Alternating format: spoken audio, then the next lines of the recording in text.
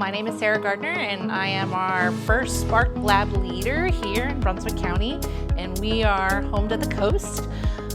Spark Lab is a choose-your-own-adventure style learning for our kids, and there's an emphasis in the high-tech fields like cybersecurity, artificial intelligence, data analytics, computer science, computer engineering, all of those types of programs. And the kids get to choose what they want to learn.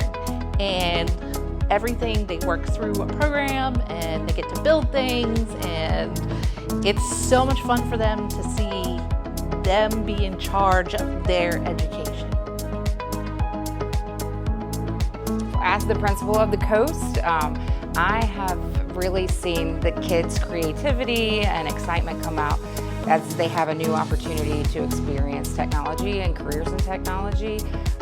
It's not normal school, and the kids really love that about it. They look forward, they fight over space in the Spark Lab, so I just look forward to seeing them be successful and have experiences that they wouldn't necessarily have in some of our other classes.